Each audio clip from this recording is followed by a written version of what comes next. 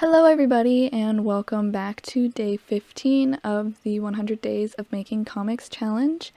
Today I'm doing something that I'm surprised it took me 15 days to get to, which is the cover design and also technically the comic title reveal, which I didn't mean to wait so long. I guess I just it never really crossed my mind. It never really came up even when I was writing, but the title of my webcomic is called The Forgotten Ones, and so today I wanted to talk about picking a title for your work, and also, if I have time, if I somehow don't ramble on for 20 minutes, then I will also talk about choosing and making a good webcomic cover in general. I'm not too worried if I don't get to it because this is only the first pass of thumbnails for my webcomic, and I might go with a totally different design later on, so I know that I'm going to get another chance to talk about it. So let's just start with the comic title. So choosing a good title is kind of subjective, but also there are conventions of story naming that I think should be taken into consideration when choosing your title. So mine is called The Forgotten Ones, and I chose that because of things that happen in the plot. The plot revolves around a mystery of missing persons in a small town in Oregon. I made the town up. But the title serves dual purposes in that it talks about multiple different people. It relates to the theme of the story, and it conveys tone, also genre. It does so many things. A title is the first thing that a potential reader interacts with, and the title also goes hand in hand with the cover art. It is not very likely that a reader comes across only your title. That usually happens on social media, if someone's tweeting about your work, or if someone is making a post on Tumblr or something. Generally, that's where they'll only come across your story title. But if they're on webcomic sites, if you're posting on webcomic sites, or if they are in a comic book store or brick and mortar store, such as Barnes & Noble, they will read your title and then immediately take in the cover art. Sometimes, if they're seeing it from afar, the cover art is what catches their attention, and then they read the title. But, generally, you want to think about what is your story about? What are the themes? Who are the people in it? How do they interact with themes, with the theme of your story, the purpose of your story? And sometimes it doesn't even have to be about theme at all. If your story is about a person and their personal journey, you could write a title that is... You could do a title that is about their their personal journey, their emotions and stuff, or it could just be their name. There's no rules except kind of courtesy rules, and those courtesy rules mostly include not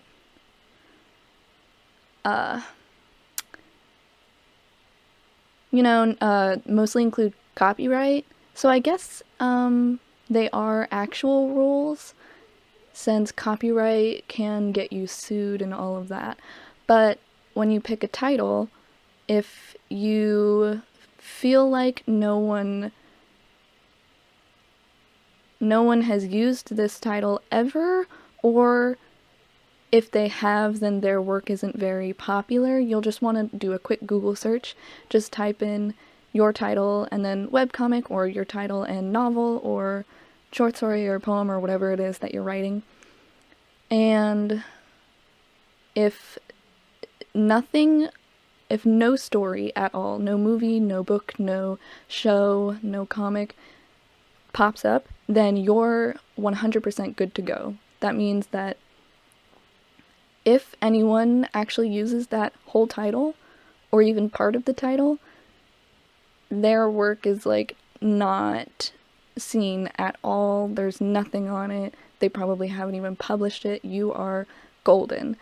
If works do show up, and multiple works show up, because this is a big thing, if only one work shows up for that, then you can't use it, because it's very easy for copyright to be like, okay, there's only one person who has a published work under that name. Obviously, it's their intellectual property. But if there's multiple, so many hundreds of works under the same name, maybe because it's a one-word title, or because it's a super common title format, like Shadow and Bone, or Blood and Crystals, or whatever, then if there's hundreds of works with that exact title, you can still use the title, but the next step is considering, do you want to compete with these titles? They're already published. They're already established as comic works, or whatever format that you're writing in. They already have a fan base. And if one of your potential readers that only comes across your book title, like I had said earlier, and not your cover art too, if they Google your work, will you lose potential readers because they can't find your work among the hundreds of other works with the exact same title? Or will they mistake your work for another's, and so they think they're reading the story that the person who posted about your work was talking about, but they're actually not. So there's a lot to consider. And also, unique titles just grab a reader's attention so much more. When it comes to title formats, there's a couple that are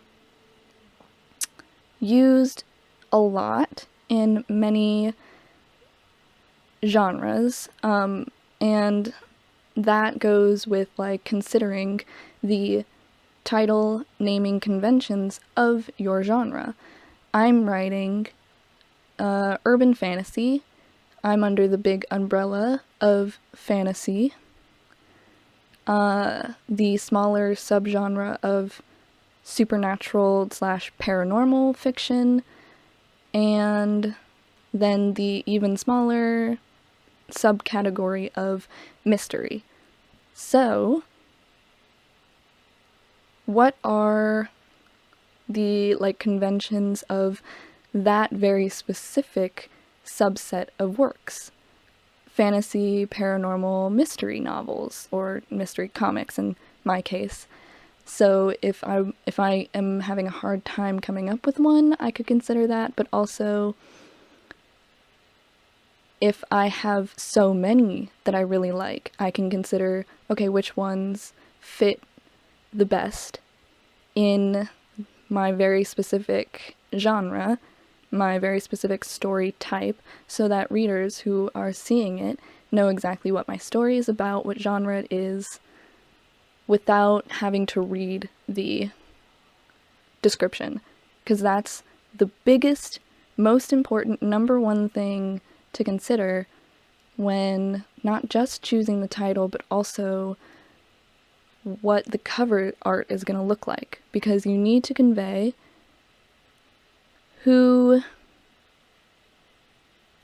which audience, which demographic, which type of reader you are writing for. So I want people who are really into fantasy, really into mystery, really into supernatural / paranormal. So my cover art is gonna have elements of those genres. It's kind of hard to have your cover art / title be unique and also convey mystery genre elements. Like, you could do a Sherlock Holmes type thing where they're a detective, if that's what your story is about, and, you know, like the noir books from the 40s and stuff, where it's a woman with a gun in her hand looking suspiciously murderous at her husband walking in the bedroom or something like that. You know, that obviously conveys murder mystery or detective or true crime genre. But outside of those very old conventions of cover art, there's not a lot to convey the mystery genre. And so I picked a title that would aid in that, like, mystery. Because the Forgotten Ones, ooh, what does that mean? Who's forgotten? How are they forgotten? Why are they forgotten? It already creates questions in the reader's mind, which is great, because that's the whole point of my story, is asking questions and finding the answers. And then I convey the elements of supernatural, paranormal fantasy by having the cover art be of a stylized version of my ghosts, of my poltergeists, which play an important part in the story. So you just want to pick, you know, the most important elements, the ones that are the biggest determinants of what your story is about. And, you know, if you're still not sure of how to name your story or what exactly should be on the cover art, it's good to, like, make a list of 1 or 2 words per bullet point of what your story is about. Try to distill the plot or the characters or the theme or the people or the personality or, you know, all of the things that make up your story. Try to distill them down into 1 or 2 words, and see if anything comes from that too. Also, looking into title formats. Like, I knew from the get-go, day 1 of brainstorming this story, that it was going to be called The Forgotten Ones.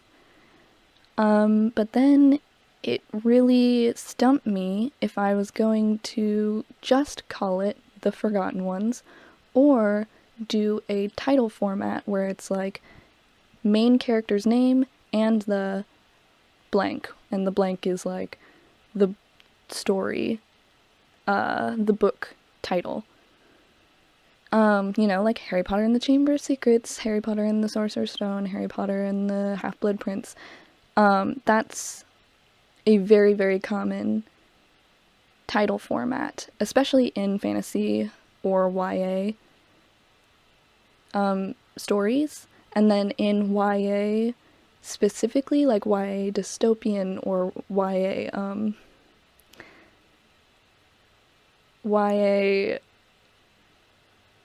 I think it's just like YA high fantasy, is like the House of Blood and Bones, or A Court of Roses and Thorns, or you know, the A Blank of Blank and Blank. That's a really common title format too. So yeah, that's all I have to say on titling your work and choosing what your cover art is going to have, how that plays a role in getting your reader to be interested enough to read the description. And then obviously the description is a whole nother thing. You want to talk about what your reader will be getting into. And hopefully those three things combined will get them to read the first page. But that is all I have for you today. Thank you so much for watching, and I will see you later.